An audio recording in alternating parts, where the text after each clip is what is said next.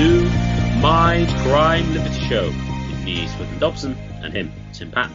Today we discuss, is a hotel or a household a state? Tim? The idea for this show came on when Thad Russell was once on the School Sucks podcast with two Randy objectivists. This was one of the great Randian, this was a quite interesting show to say the least. And one of the interesting lines that was brought up was the two objectivists and Thad Russell sort of got into argument over whether it was illegal, whether a hotel enforcing no smoking weed in the room, a form of state power. Thad Russell does have a key point in that, in a certain way, prohibition of weed is enforced by the state itself. Like, it's sort of, why that is considered legal is to a certain extent considered by the state. And Thad Russell is very well informed in this because he wrote books like Renegade History of the United States. So this is sort of his niche interested topic here for Thad. So this was a very interesting discussion here. The Randians, of course, would say it's private property. The hotel is allowed to do what the hotel wants to do. Why can't they do that? And of course, we include two things. So it's not just a hotel. You can also say the household, the place where people live in general. The traditional family household has a similar structure. If the family says, let's say the father or the mother or the union of them say no weed in the household, can they do this? And again, the Randy objectivists would in theory say no. We could get into the weeds of parroting and so forth. And look, my question here is, are these local rules reasonable and libertarian? Is this NAP compliant? I mean, is the state or the household doing what the state does, so to speak?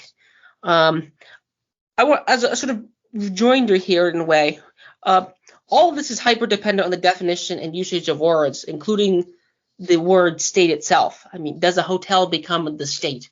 Or does the household become the state when it forces these rules? Now, maybe you can say, well, if they want to enforce it, then it isn't. If they don't, and the state forces them to enforce it, so let's say you want to have a pro-weed hotel, and you live in a state that bans weed. Okay, then in a way, that's probably more coercive there. Now, this is where we're about to bring in Hans Hoppe also. This is sort of Hans Hoppe had at the PFS Society a recent essay, it's an essay and a talk by Haller. He talks about, I think I'm pronouncing it right, it's German Swiss. He argues a right libertarian, but he's from a while back. And he would say that, there's sort of a natural order, and a household is sort of a natural order. So it's not really a state in a way. I mean, they aren't using coercion. They might be doing aspects of what the state does, but it's a more voluntary thing.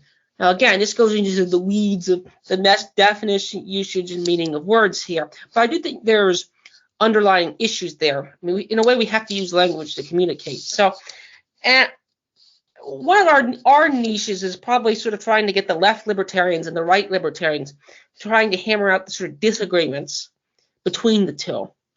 So you take the sort of the Carson, Chomsky, and I'd actually include Thad Russell in a way as the person that brought this up. Thad Russell, for example, whom I like a lot. You can also throw in Michel Foucault as a kind of left-wing libertarian. And the right libertarians like Hans Hoppe, the late Murray Rothbard, and so forth. Those would be the Gary North. You could throw him in. And I think this is where the left libertarians, on the actual question of if a hotel wants to enforce no weed, become annoying. And I'm always willing to grant the left libertarians concessions here, saying, okay, they use roads or they use corporate IP property protection. So maybe Hilton Inc. or Trump Hotels Inc. is a kind of illegitimate hotel. But I think there's a demand for hotels. And as Hoppe points out in What Marx Gets Wrong, they're sort of engaging in a trick. They don't think clean capitalism, exploitation-free capitalism exists at all. So they're sort of rolling together multiple issues here. But even like the Soviet Union, from my understanding, had hotels. North Korea has a hotel, for example. So I think there's demand for hotels.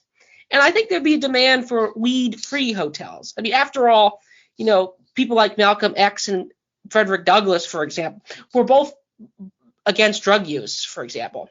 So it's not like drug use is being opposed to drug use is something that only the right does.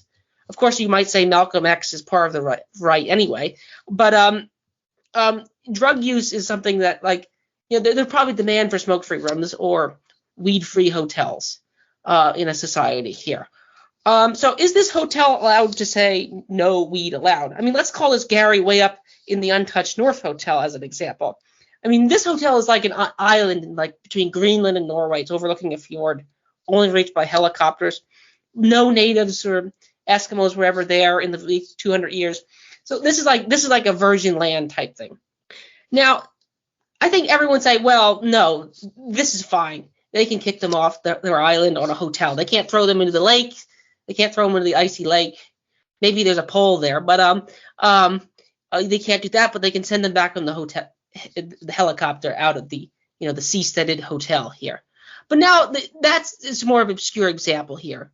But let's say it's in the existing society. Let's say it's in like some city in northern England or like some city in North America, and there's no weed allowed. Whether the precise region is it depends on it. Again, as I say, there seems to be a demand for it. And of course, the easy answer say, well, it's context dependent. In my opinion, it's allowed. The hotel is perfectly legitimate to say this, and as well as a household, if they want to say no alcohol. I think that was the sort of rule even in my household when I was growing up, but I don't know that precisely. It was never really an issue. Like I say, as a quick aside before I start into questions here, I doubt Chomsky/Carson would care if the hotel threw out, let's say, the unmasked or unvaccinated. And this is where like the liberal objectivists suddenly grow a huge backbone. It's sort of annoying. They'll say, oh, private property, you can't tell a hotel owner what to do and not to do. They can throw out who they want to. Now, of course, Gary Johnson does not act. Gary Johnson, I bring this up because literally in the debate he stated for politically incorrect reasons, they're not allowed to throw you out. But for politically correct reasons, they're allowed to throw you out. But again, that's sort of, this is sort of maybe our niche here. But I'd sort of like to, in theory, to know, is this hotel subsuming the state itself? What do you think, Swithin, about my opening comments on this question? Swithin? I do think you raised some interesting topics. The question, I think, fundamentally here is the idea of the state a body of people who enforce what you consider to be illegitimate, immoral behaviors? So they either prohibit moral ones or they enforce immoral ones. Or is the state some form of particular institution that which has particular characteristics? So, for instance, I think it was Max Weber defined the state as a monopoly on violence. I mean, it's pretty clear that the hotel doesn't, unless, of course, you're going to make the case, which I suppose you could do. Well, they have a monopoly of violence within the hotel because only their security forces are allowed to operate within the hotel. So you could make that claim. And this gets into, in a sense, and this is where I've done quite a reasonable amount of thinking, is in relation to Rothbardian monopoly theory. Because Rothbard makes the claim, contra to Mises, that, well, owning 100% of a particular resource doesn't make you a monopolist in the relevant sense. Because Rothbard says, well, okay, if owning 100% of something makes you a monopolist, well then since everybody owns themselves, or at least in libertarian theory you own yourself, or even another way, you have a monopoly over your labor, well then you're a monopolist. And it's like, well, hang on, that's not really, well, of course we could define it that way, but that's not really getting at the underlying idea was behind a monopolist, which is something like the monopolist has a privileged position somehow, which allows them to act in a way that another body cannot do, and to their benefit and someone else's detriment. I mean, that would be a very vague way of defining it. But that seems to be the underlying idea of like what a monopolist actually is. And so, I think just going on the idea that a hotel happens to be a monopoly because they obviously provide security services within the area, or they can have their own rules. I don't think that gets you to a state. And I think, as you pointed out, assuming you have clean capitalism or a freed market, as it were, there are going to be markets for certain type of rules. I mean, so for instance, with drugs, etc. I mean, if it was the case that everyone who smoked them didn't get really high and were generally acted relatively normal around the hotel, and you had sufficiently good air filtration systems, then you might not have a demand for a clean hotel in that sense. But the extent to which it does change the behavior of the guests, and you don't want to be around those sorts of behavior for whatever reason, then clearly there will be a demand of some form. As you point out, though, the left libertarians point to roads, etc. I mean, we're getting to a question, well, two really. What is the state itself? And then to what extent can we disentangle current sort of quote unquote market power? And we did an episode on various types of power a while back. And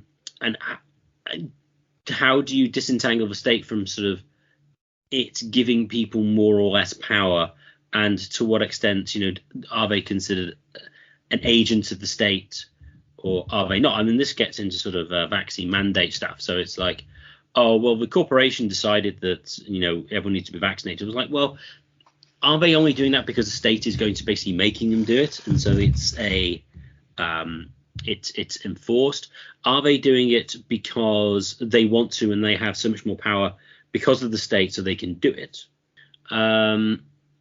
Or is it, well, there's a private company that can do what they want, and they want to, and they would do it in a freed market, as it were. So trying to disentangle where things are and what to do about them, I think ultimately ends up being a strategic question. I mean, even if we were to acknowledge and go, oh yeah, left libs, yeah, you're right, IP, roads, etc., you're right, but it doesn't actually make sense to restrict them on various sort of pragmatic grounds. So you get into a question of strategy. So those would be my sort of opening broad thoughts on the issue as a whole. I do think the hotel is an interesting example because it's sort of they also bring in household. So my first question here is are they related? Because I think there's going to be demand for hotels in any moderately cosmopolitan society. And that's another irritation I have with sort of some of the left liberal anarchists types, is they're somewhat culturally cosmopolitan, but how we got that is sort of through the state. So there's a sort of interesting wriggle there. Now the right libertarians who sort of worship corporations yet hate the sort of cultural wokeness, they have the opposite wrinkle in a way. Opposite wrinkle. They're not really right libertarians at this point. They're more like Reason Magazine type. They sort of, but they cheer these kind of property enforcement on. But I'd say in a way, if the state went away, in a way you'd have local authorities, and a hotel in a way becomes a local authority. I'm not saying it would be a local authority, but clearly a household would be a local authority. And you can imagine, I think Bob Murphy will routinely bring up Disney World as an example. It's sort of a way to sort of imagine a society that is more or less is getting closer to stateless. You enter a different piece of land, you have slightly different rules. Maybe you like doing it, but you go into the hotel to stay a night, and you say, well, this place you just can't smoke weed here. You can smoke out on the road, you can smoke in the parking lot, but you can't smoke inside of it. That seems to me like a reasonable rule. So that's one of the reasons why I remember it from Thad Russell, because I thought I think it's completely reasonable to have I also think it's reasonable to have bars that are 100% smoking as well, by the way. So I want to make that happy too. So Thad Russell, go for it all you want. But I do think if you got rid of the state, certain aspects of the state would be subsumed by other authorities. And this is where the relatively obscure now left libertarian versus right libertarian disputes become more magnified. Because I think the left-right libertarian dispute is in a way a microcosm of the left-right broader dispute.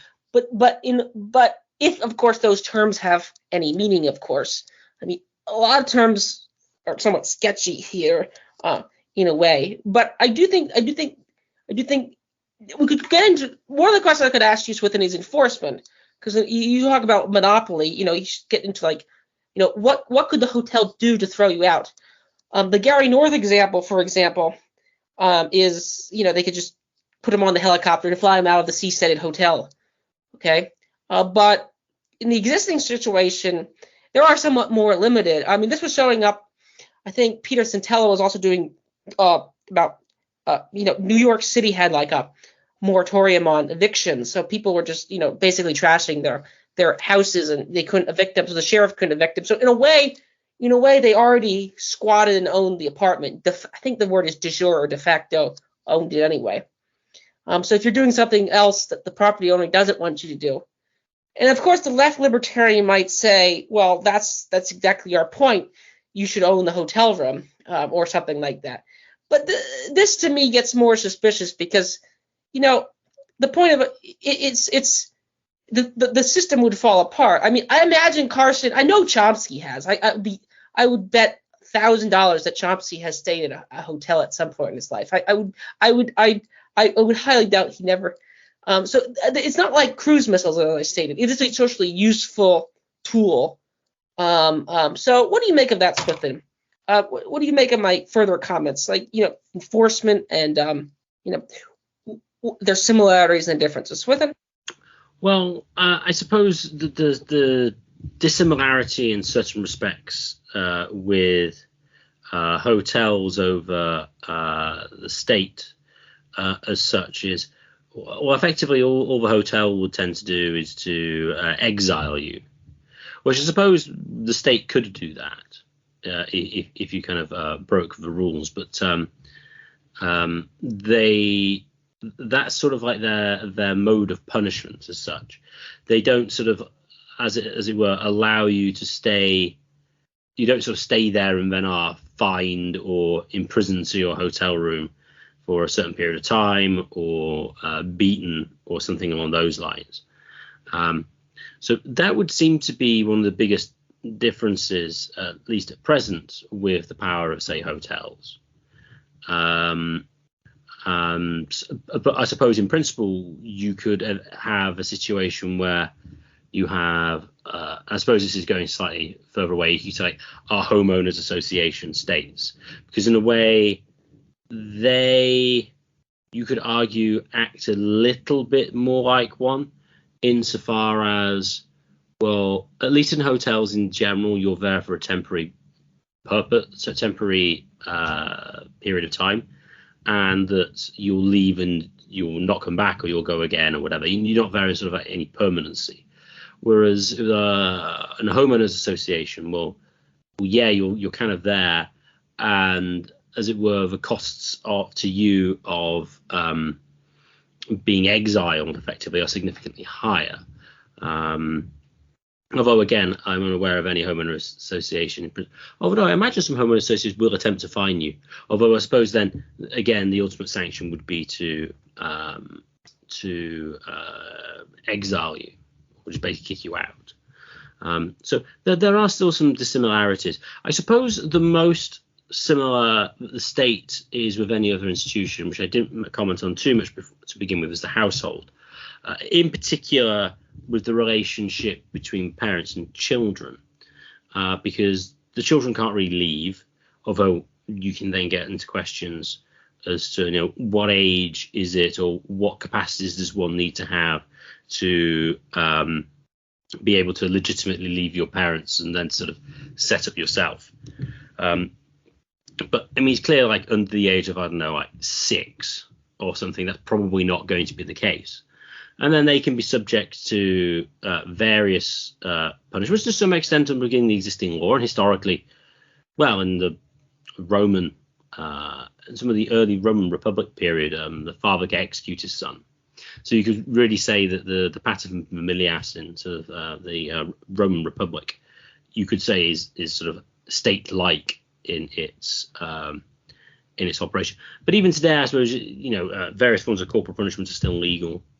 you can have money withheld, etc. So the closest relation probably is the household, on the basis, in the sense it is non-contractual, unless with children, because they just kind of turn up there. If it's the case that they're older and they happen to reside there and remain, but then yeah, you could say you agree to be there. Whether that's truly a voluntary agreement would depend on what you really consider the conditions for a truly voluntary action. But the children definitely don't really agree to be there. Although I suppose you could use Rothbard's argument, well, they're not decided to leave yet, so they clearly want to be there. And it's like, well, I suppose so. But even though you could say that, dealing with children in general, or the severely mentally retarded as well, is kind of its own sort of issue, because in most of these discussions, we were kind of assuming that there's some sort of base level rationality that people possess and they can decide what they do, which isn't always true. So those would be sort of certain types of consideration. And then go back to Hopper's speech, as you referenced about Howler to begin with. Hopper would distinguish the state from the family. Basically, although he doesn't use this term, his family is kind of quote unquote natural, in that, well, without the family, humans don't exist. So in a sense, even though Hopper's a methodological individualist and almost certainly would hold to some form of ontological individualism, he would say probably, I don't remember him saying, but I would imagine he would agree with it, to say something like, when strictly speaking, there's no such thing as clubs, there's no such things as nations, there's no such things as like people groups as the French or the blacks or even the Jews in some respects, because everyone, what it means to be that in that group is just be an individual exhibiting particular characteristics. But what he seems to make the case for is that somehow there is some special sort of existence of the family which is over and above the individuals that constitute it. And since it's sort of like, as it were, the necessary reproductive unit, it is sort of like an irreducibly complex body, which is kind of a fact and would exist with or without a state. Now, again, you could say, well, the state is an outgrowth of the family, maybe, but it is different on that basis than, say, well, I mean, it doesn't seem an obvious link to go from, oh, yes, the family, therefore Joe Biden and the federal government. I mean, that does seem to be a somewhat large leap in scale and sort of overall power. So that'd be my sort of broad response to your question. The point about the family being somewhat similar and somewhat dissimilar and disalike is interesting, to say the least. The left libertarian would critique the family as sort of certain forms of family as, and they will bring up the paters familias as like a father was a sort of tyrant and you could execute all things. In some ways, this is the Christianization, for better or for worse, of our of our society. Here, we should have gotten rid of a lot of those rules. So, is the family household a microstate, as the left libertarians would like to say? I would say the easy answer is say it depends, of course. The children remain a problem, I think, for all intellectual, social, moral, philosophical, religious, whatever words you want to describe groups. There's no real easy answer for children. For one thing, for all the technology we have, we still are basically not that much different than thousands of years ago in how we produce children. Again, more of them survive. There is some fertilization and stuff like that, but we don't have those yet. So those hypotheticals have yet to come. They'll be interesting if they do come. And so it is still a fairly natural process in that regard. And the de facto owner, or the people who just had them. So the woman and the person, the male who boyfriend, whatever you want to call him, the sperm donor, in a way own or homestead the child in a way. Or create the child. So again, some people will critique Rothbard for saying, like, he allows the child, just views the child as a chattel of the parents, so you can kill the child if you want to. That's sort of an interesting sort of wrinkles in the the first 2 to 5 years life. Peter Singer is much more honest, I would say, about this. Like he endorses infanticide, which I think is more of a logically correct position. So up to 6 years old, they're sort of helpless.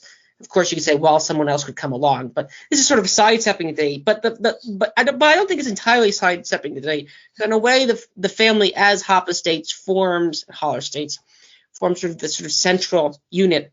Again, hotels are more of a luxury, but it doesn't seem like we have a society yet without families.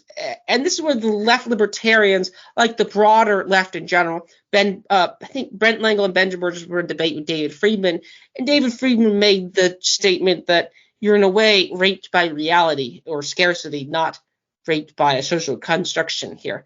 So in a way, we're up against scarcity. And again, I will always grant when they're intellectually made and they're willing to be sort of more uniform about who they attack and what they say, the left libertarians, their advice. I won't say, oh, you're a Marxist, so therefore I'll grant them concessions. But I do think there'll be a demand for people to have children. People seem to want to have children. And actually, funnily enough, a lot of people just cite economic reasons or other reasons why they don't want to start a household or something like that. But is the household a microstate? Now, the consensus part, a hotel, you'll sign a document saying you won't smoke in the room. You'll sign your name to it, and you'll say you'll agree to pay damages. So I've never really signed a contract with the U.S. government when I was born. Now, I think you should be careful about giving states ideas. If I didn't sign, if let's say you turned 18 and everyone had to sign a contract to the U.S. government, or else they'd be exiled. Would that make Joe Biden's federal government more legitimate?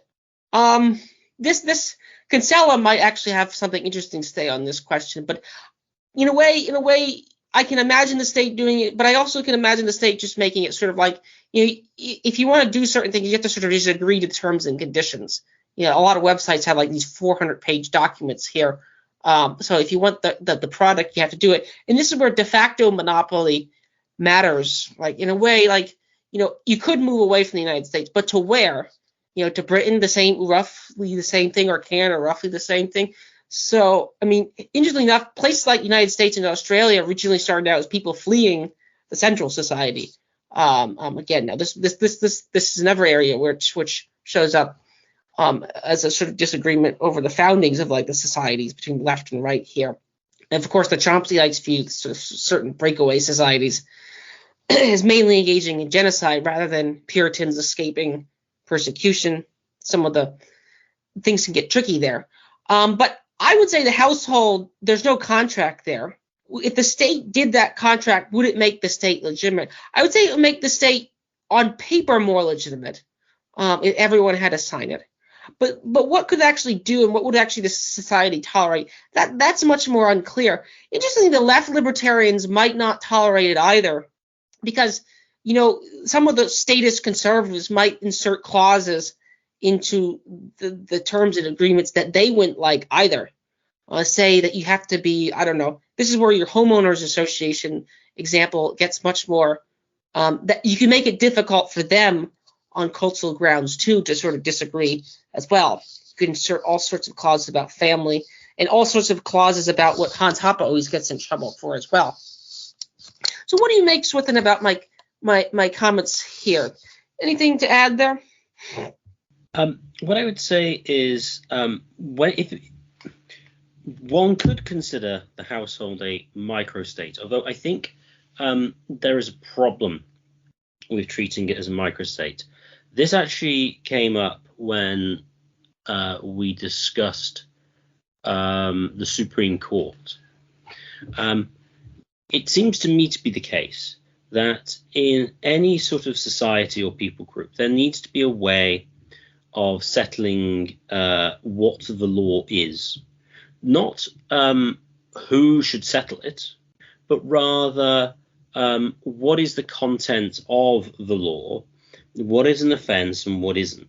And for a functioning society to take place within a particular group of people, you're going to need to be able to determine what that's going to be. Now, once you have that, then you can have sort of different ways of dealing with outsiders, and you could come to accommodations with other groups to say, well, if there is a dispute between one of your group and one of our group, this is how we'll deal with it. But you're going to need a kind of standard which the community operates on, because without that, society wouldn't work. You need to have general agreements on what the content of law is, so people know what they're doing, and let's suppose we say that homesteading is okay, and if you put a fence around it, it's yours. Let's assume that's the case. Someone couldn't go and say, oh no, you've left your house for 10 minutes, you're now an absentee landlord, we can squat. It's like, well, you're going to need some form of consensus on that. And related to that, actually, signing a document with the US government is, in a theory, better, but again, is more of a fiat approach, because really the big question with the US government is, are they a legitimate property owner to begin with? Which is how you could go about, say, distinguishing them, say, from the hotel. But to go back to the family, they... I'm just going to add something here. There are implicit contracts I agree with. And Walter Block, for example, agrees with this. Like, you walk into a restaurant, you don't pay the bill until you leave. There are implicit contracts I agree with. I bring up the state because I think someone once said, well, if you force everyone when they graduated high school or whatever, turned 18 or got a driver's license, you say you agreed to these rules. I think this is true of California's driver's license in the way you agree to certain road rules, which I think includes getting searched for weed. I could be wrong. Don't quote me on that. You can sort of like draconianly add in fiat documents and make this all, whitewash this all legitimately. But I think that's very dubious, because in a way it's like it's like an extortion. It's not like a free contract, so to speak. But continue, please. Yeah, no, I'd agree with that again, because you've got like taxation funding the stop and search, because why on earth would anybody just randomly stop somebody in a car for no particular reason? It would seem to be a very poor use of resources to do that. Why not focus on the ones that look like they're causing a problem? So sort of random searches for drugs and stuff don't seem to make any sense unless you can outsource the cost of it, which of course the state can via taxation. So back to my point before, you're going to have a way of determining what the law is, and ultimately that's going to require some form of body to determine what the law is. Now, on that basis, then, I would say that sort of decision-making body isn't a state. Well, I mean, you could call it a state, that's fine. But I don't think this is, say, what Rothbard would consider a state. Because Rothbard wants a situation where there's lots of different competing judges who all use the ethics of liberty to determine whether something is an offence or not. That's basically what he advocates. And so, unless we want to call Rothbard a statist, which of course we could, having a group of people determine what the content of the law isn't really a state in the sense, at least, well, maybe Rothbard doesn't exactly say what I've stated, but I think that's the implication of his thought. So one thing to note here, I think, is when you're discussing sort of like law and order and things with regard to the state, you can split law and order into sort of 5 sections. You can split it into security or prevention. That is, you prevent a crime taking place. There's then second, which is investigation. There's an alleged crime. Did it actually take place? Gather evidence. Third, well, we found somebody we think might have done it, and the two parties are going to get together and try and hash out their dispute, which is mediation, which is the third. And fourth, you've got is, well, they can't reconcile, so they have to go to someone to submit to their ruling, voluntarily or otherwise, in arbitration. And arbitration would seem to take the form of 3 subsections. One is, what is the content of the law? And this is kind of what sort of this other body I'm suggesting might do. Then there's the trial itself. Look at the facts of the case. Did the alleged offence take place? was it the particular perpetrator who's alleged to have done the crime? And then thirdly, what is a just punishment for such an offence? It would seem to be sort of 1 and 3 of this would seem to be taken up by this sort of like non-state legal body as such. And then finally, the 5th would be punishment, just the enacting of whatever remedy or punishments the judge decided to enact. So I would say, for instance, then, with my sort of very sort of pedantic definition of the state, given the requirement of knowing what the law actually is, being a lawmaking body per se doesn't make you a state. What makes you a state, at least initially, is monopolizing the trial effectively, and saying that only people we authorize are legitimate to act as a judge in a particular case. That's the start of statism in the way I would construe it. And then after that, you then get a situation where the state, this body then decides that, oh, well, instead of being like, we recognize what the law is, we then, in sort of like in more of a natural law sense, they treat themselves as, well, we can just create the law. And then they sort of like innovate on the law in that respect. And then, of course, at some point, they arrogate themselves taxation as well. And this is kind of, I would say, sort of the genesis of what the state really is. So to put it in really, really sort of precise terms, I would say the state, as it were, requires 5 different people. A, who has a dispute against B. C, who is willing to arbitrate the dispute. D is basically the state lover, who thinks that E, who we can consider the monarchist, the monarch, sorry, and D believes that E is the only rightful arbitrator in such a dispute, and they have sufficiently enough power in between D and E to make it so that C can't arbitrate the dispute.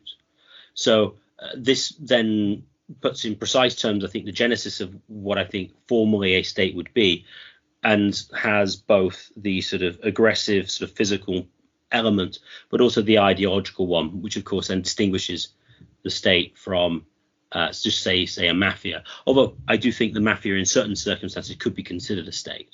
And then you're getting in questions of one of degree. So that would be what I described. That would be the weakest possible state. And the strongest possible state would be a situation where there's everybody in the world bar, say, one man, well, two people think that the state is legitimate, and the guy who's been accused wants this free man arbitrator to arbitrate his dispute, but the worldwide state says no, and the state has like almost 100% taxation, etc., with vast power. And that would be the sort of the strongest state.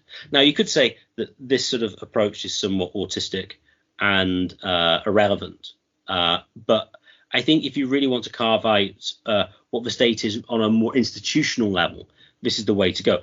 If you wanted, though, to say that the state was just someone enforcing illegitimate rules, well, then, of course, everything you don't like is a state, which is kind of what I'm trying to avoid.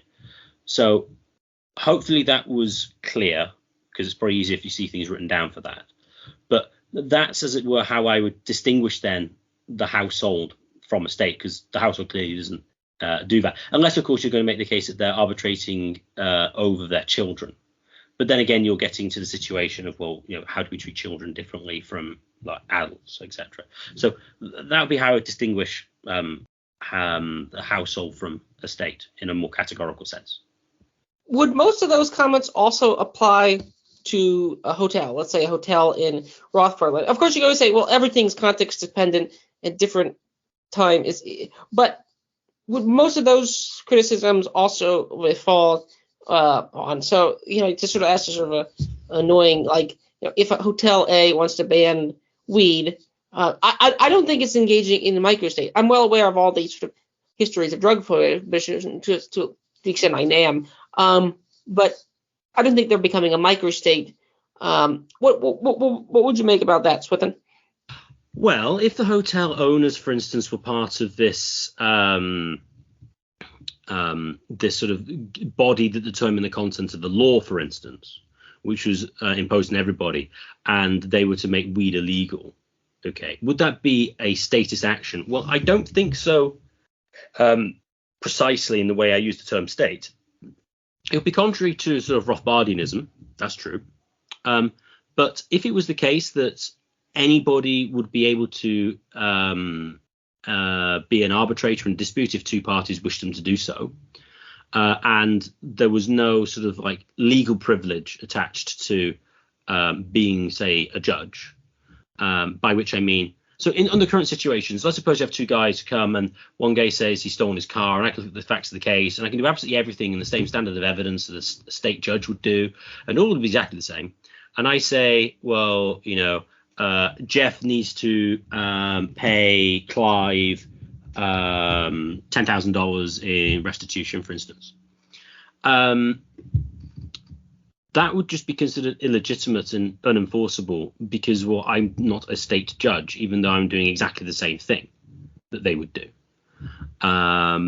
Assuming everything the state does in the processes are actually good, which of course they might not be, but let's just suppose we have the same sort of procedure. That would be sort of outlaw. That's what I'm saying. It's sort of like is statism per se. So with the hotel saying weed is you can't do it, even if it was the case that they were. Let me interject here. What if they catch someone? They have them on camera. They catch them. They can smell it. Mm-hmm. They're smoking weed in the room. It's clear to them. What can the hotel do? More precisely, or I could say the household here. Let's say the child brings home weed and let's say he's pick an age, and then we'll say what I think it's Kinsella or Block has the 2 teeth for 1 teeth, because enforcement clearly matters. Like what makes them a state? What makes the hotel owner / parents not a state here? Well, what I would say is that they can do whatever in a sense they can do whatever the law lets them do. I mean, so for instance, I think you could have within a non-state society, for instance, you could have. I don't know if they would enforce this, but let's suppose you had various Wahhabi sort of stateless society in which the Grand Council of the Imams have decided that smoking weed is punishable by death. If they were to do so, then I would still say that the hotel wasn't a state or state-like in executing this individual, assuming they were delegated the power to do so by the Grand Council of the Imams. I may be wrong with my Islamic sort of knowledge here, but you work with that. I wouldn't say that's a state. I just think it was a bad idea or unjust, because I think we need to unless we make a sharp distinction between the institutional and what we would consider unjust in general, what we're effectively saying is anything is a state that is doing things that I don't like or I think are unjust in a stricter moral sense. So even if the hotel, for instance, would do that, I would just say, well, no, that's not a state. That's just enforcing the laws of Wahhabistan. But if Wahhabistan, for instance, allowed lots of different people to arbitrate in principle in cases in the way I described before, then I wouldn't consider them a state. Unless, of course, again, it's an entirely voluntary community in which you can leave and you don't bind anybody who didn't explicitly agree to go there. And although I suppose what you're getting here, I'm just kind of, you could argue I'm sneaking back in concepts of just property ownership, insofar as I was about then to say that, they are legitimate property owners in certain respects. So maybe you can't fundamentally disentangle them, but I do think you want to try and do as best you can to distinguish sort of statism as such and the content of the law that exists within a certain people group, because otherwise there's no real difference between the state and something you think is unjust, which I think doesn't describe the institution I think implicitly we're attempting to describe. The anything I disagree with is a state. I think is, in a way, if the anarchists won, would be the sort of, the same way the sort of the progressives say anything I disagree with is white supremacy. There's a great danger in, I think, in this being the sort of like That would be the sort of retort here. And I think the left libertarians compared to the right libertarians are sort of annoying insofar as they're more. Now you can say right libertarians by being right libertarians with respect to, say, national conservatives or conservative nationalists, to just reverse the words, but or things like that, are more. They would say, well, the right libertarians are being annoying by using the word libertarian in their word. But some of this is probably a sort of word theory dispute. What does it mean to be voluntary? What does it mean to be aggression here? But the left libertarians are annoying because in a way they're pro-aggression when they want to be, or they're conveniently absent when the state is engaging in aggression which it likes, or at least they're more silent than others. I'm trying to sort of define this as I see it here. So the enforcement aspect is key here. Again, I think it's perfectly legitimate. I mean, if the Wahhabi hotel wants to ban, if they say like, oh, no homosexuals are allowed in here. This is an interesting thing that happens like in the Emirates or Saudi Arabia, for example. Like the wealthy hotels more or less allow it, and no one cares, including the ruling class there. They just want to make money. But if you start parading around, they might care. Although they actually might, at this point, might not care, because in a way, everyone's going somewhat woke here, for better or for worse here. So maybe they could behead them or behead them. But this is where anything I don't like is aggression, coercion, and aggression or coercion, what the state does. Therefore, the hotel or household is engaging in the act of the state here. I think there's a very great danger here where that becomes the sort of functional definition of the state. And maybe the state is the coercive enforcing thing. But then, I don't think self-defense, I've never actually been in a situation where I had to be a pacifist or aggression. Really. It's hard to tell. But, I think self-defense is perfectly legitimate here. What counts as self-defense, you could ask. But, in this regard, the hotel has a rule. It wants to enforce the rule. At a certain cost, it probably won't enforce the rule. But I think there is a market for that. I think parents have the same view on drugs and alcohol. And if you don't, so I would say that they're allowed to use aggression here. Whether the broader society, what they view of them is more of an interesting question. But in strict libertarian theory, I would say they're not a state, just because they use coercion and just because you don't like them. I would also say the same thing about, like, let's say a hotel would say vaccines only. So long as there's other hotels in other lands where you can go, or you don't have to go, where you don't have to wear them or take them or get them if you want. That would be somewhat robust here. That would be somewhat more consistently fair, so to speak. And that's part of my irritation at times with the libertarians here. Would you agree with that irritation? Do you share in that irritation, Swithin? I'd assume you so do. Yes, I do, but I think I know why they do it. I think they do it because I think this comes to a strategic point, which I mentioned right at the beginning, is I think the left libertarians think that if one were to get a freed market, this is what the result of the freed market would be, because the freed market would have absent institutions of patriarchy and anti-science and religion and bigotry and things, and therefore any rules that any of the sort of individuals would attempt to enforce would be, good, solid SJW traditional values. And so that's why they don't object to it. In a similar way, you could argue why some of the right libertarians don't object, say, to DeSantis saying that I think he said that corporations couldn't have any vaccine mandates. I think he passed that. Is that right, or do I misremember that? It's the Florida state legislature passed rules banning corporations there. So famously, Disney had a vaccine mandate for its employees. So now it's dropped it. So it's sort of like a who's in charge situation here. It's quite an interesting drama taking place here with DeSantis versus the Biden administration. But who's exactly in charge? I guess again the libertarian answer. I've heard Kinsella talk about this is neither DeSantis or Biden ought to be in charge, but this is the sort of ought is distinction here. Like, I mean, in this regard, again, it's worth pointing out, like the sort of Nick Gillespie people say, well, you should allow private business owners not to do them. But this is where, we have to live in the sort of current existing reality. And as far as I just got a quick add I've interjected here.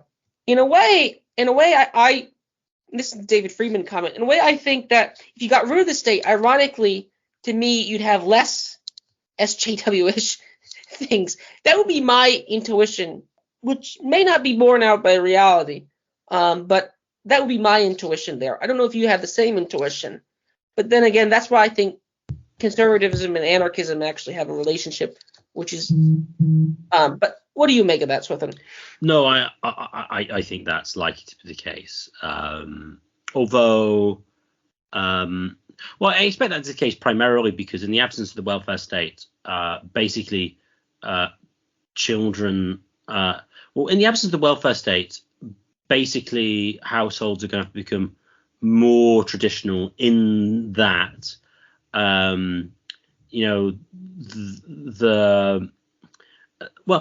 necessarily, but I mean, in many occasions, I mean, most women these days, if they work in the workforce comparative to their husband or boyfriend, in most cases don't actually earn that much. So if you do, so it was a point made by some feminist woman in England.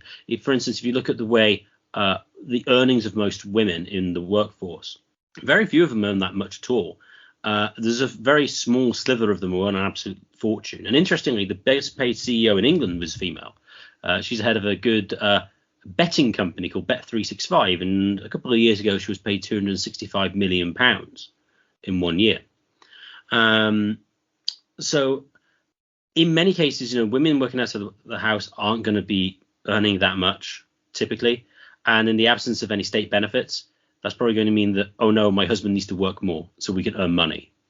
And of course, you've got to and then you couldn't necessarily outsource the costs of education and things like that. Obviously, that assumes you might have to send them somewhere to educate rather than doing it yourself, or it would be cheaper, which of course it possibly could be in like a freed market for education. But I think basically because of children. Now, unless, of course, society were just to go down the we're having no children line and the population goes down. But eventually you're going to get a situation where the people who breed are the ones who are genetically predisposed to breed, and they're going to be around. And they'll just keep breeding anyway. So you're going to have to need a sort of regulating that kind of society. And that's likely to require internalization of the costs of children, which will be borne by the family, which is then going to necessitate more broadly conservative values. So on that basis, I don't expect that would happen. Although I imagine Kevin Carson would vociferously disagree. But I think it's the difference on sort of the DeSantis mandate, or the hotel that won't allow unvaccinated patrons. I think it's where they think it will lead to, and again, it comes down to a strategic question. So this gets further away, which is how do libertarians deal with big tech, inverted commas? Do you consider them an arm of the state? Well, you could do. I mean, a lot of them ended up having research grants for the Department of Defense. Well, I mean, a lot of the universities which they come out are basically arms of the Department of Defense and also the CIA. So you could go down that line. But then, as I say, you're a shop, you're a sandwich shop which sells almost exclusively to employees of the Department of Defense. Are you part of the military industrial complex? Well, no, not really. But you kind of are, in a sense. You're sort of materially but not formally part, if you want to make a nice scholastic distinction between formal and material causality. And so this gets to sort of like Sean Gabb's interesting proposal, which is to say that you could legitimately input regulations on any company, and by company I mean in a sense that they have limited liability, and that they, well, not just limited liability, but rather that they are registered as a corporation and given the limited liability by the state. And so they are kind of legally privileged in that sense, and therefore it would be justifiable to impose on them free speech codes and things like that. Whereas if you were a sole trader of partnership with unlimited liability and not incorporated in any way, that you could do whatever you wanted to, because you were sort of, by doing that, taking on all the costs of your actions in a way that the limited liability corporation does not. Now, whether this is a good idea or a bad idea, I'm not entirely sure, but it's at least an interesting attempt to try to combat what you might consider extensions of state power via corporations. In some ways, this is all just theory at this point. In a way, whether Schweingapp's proposal is or isn't the case. In some ways, there was a comment in the book about the when Lenin came to power. They said that random letters that he sent to various people became like, it's sort of like Paul's letters. Paul's letters, you can analyze all the Freudian slips and whatever you can parse out. They can write essays and documents about it. So in some ways, this is all just pie in the sky theorizing. But I do think that in a way, if we don't run into some sort of Fermi paradox, or if we don't just all kill ourselves, I'm not necessarily a Whig progressive here, but I do think if we want to sort of move to a better society, we should imagine what a state is or what the functions of the state will be. So you spend a lot of time either in households or hotels. I mean, that's where you sleep. Most people would sleep here. Or apartments, you could also include as well. Although in a way, an apartment, once you're in there, it sort of functions as a household anyway. And actually, the fourth in the United States, again, could sell constitutions or illegitimate piece of paper. But in a way, like the police, you have the same privileges with respect to the state, United States in theory. Again, blah, blah, blah, no constitution, I am well aware. But just because you're in a hotel doesn't mean, if the state, you have the same sort of protections there as your house, your address here. So I do think those are areas which are interesting here. And I think the objectivists here were sort of misfairly treated by the sort of Thad Russell. And as far as your gambling comment, which is sort of this, another reason why I find this interesting is, in theory, I agree with the sort of the Puritans. In practice, I agree with Thad Russell here when it comes to sort of gambling and drug use here. Your comment about the CEO of the betting company here being like the most paid. I mean, I think in theory, corporate casinos in some ways are like the worst of both worlds. But that's just me being, Peter Hitchens would make fun of them. Peter Hitchens also makes fun of like big weed, so to speak, too. But in this regard, I'm a libertarian here. So on that issue itself, I'm sort of silent to the most part. But I did think it was an interesting test case here to examine like what a hypothetical society or a better society would look like. Swithin, do you have any that's my final comment here to add. Do you have any final comments? Enjoyed the discussion. Only to say that just whenever you're discussing these things, try and be as precise as what you're meaning by the term, and whether you are in fact arguing about an institution or are you just arguing about what is just. And if you made that sort of distinction, I think a lot of these discussions would be a lot more fruitful. I'd just now like to thank everyone for listening. If you've enjoyed this podcast, please share it with your friends and family and subscribe to us on Podbean and YouTube. The more subscribers we get, the higher we get in the search rankings and the more people can access this material. And if you'd like to contact the show for any reason, please contact us at mindcrimelibertyshow@gmail.com. That's mindcrimelibertyshow@gmail.com.